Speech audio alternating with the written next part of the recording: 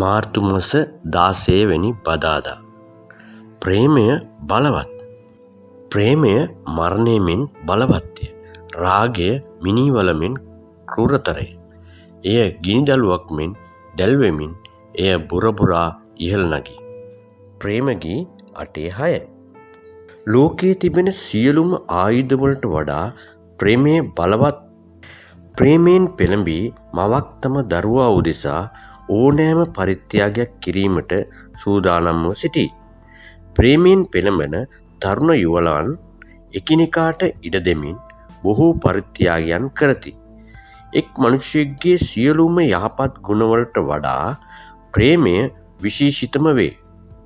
ක්‍රිස්තුස් වහන්සේගේ ප්‍රේමය ගැන මෙනෙහි කරන හැම විටම එය මහත් වූ පරිත්‍යාගවත් ප්‍රේමයක් බව අපට දැනේ.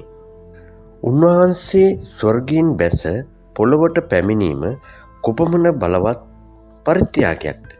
එතුමානම් කොපමණනම් මහත් වූ පරිත්‍යාගයක් කරමින් බර වූ කුරුසය අප වෙනුවෙන් ඉසුරුසේක්ද? එතුමානම් කොපමණනම් පරිත්‍යාගයක් කරමින් අප උදෙසා උන්වහන්සේගේ අවසාන ලේ බිඳුව දක්වා වැගරුසේක්ද? සදාකාල ප්‍රේමයකින් නුඹට ප්‍රේම කළමි. එබැවින් දයාබරකමකින් නුඹ ඇදගතිමි කීසේක. යෙරෙමියා 31:3.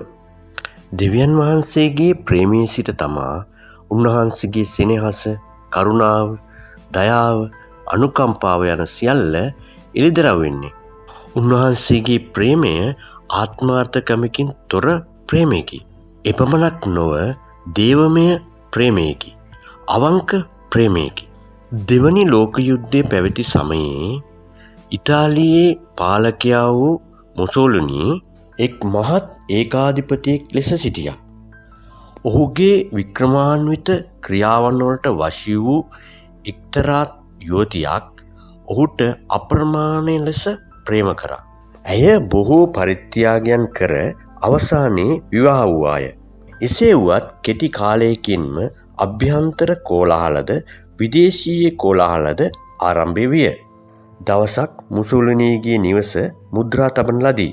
මුසෝලිනීව මරණ පිණිස එක් මිනිමරුවෙකු ඉදිරියට පැමිණෙන විට එම යුවතිය මුසෝලිනී ඉදිරිපිටින් සිට ගනිමින් අවශ්‍ය නම් මාව මරන්න, ඔහුව නොමරන්න යයි කෑ ගැසුවාය. ඔහුද කිසිම අනුකම්පාවක් නොදක්වා කිසිත් නොදත් තරුණ යුවතියගේ ප්‍රේමය නොසලකා ගෞරව නොකර ප්‍රේමයට කිසි සැලකිල්ලක් නොදැක්වේය. එම මිනිමරුවාගේ තුවක්කුවෙන් නික්මුණු උණ්ඩය එම යුවතියගේ සිරුරේ වැදී ඇගේ ප්‍රාණය නිරුද්ධ කළේය. නමුත් ඇගේ ප්‍රේමය කිසිවකකින්වත් වැළැක්විය නොහැකි විය. මුසෝලිනීව වැළඳ ගනිමින්ම ඇය මිය ගියාය. අදටද ඇගේ පරිත්‍යාගශීලී ප්‍රේමය සිහි කරනු ලැබේ. දෙවියන් වහන්සේ සාපයේ සිටද පාපයේ සිටද ඔබව ආරක්ෂා කරන පිණිස ඔබට පැමිණිය යුතුව තිබුණු දඬුවම තමන් පිටට ගත්සේක. ඔබට ආරක්ෂාවක්ද පලිහක්ද වූසේක.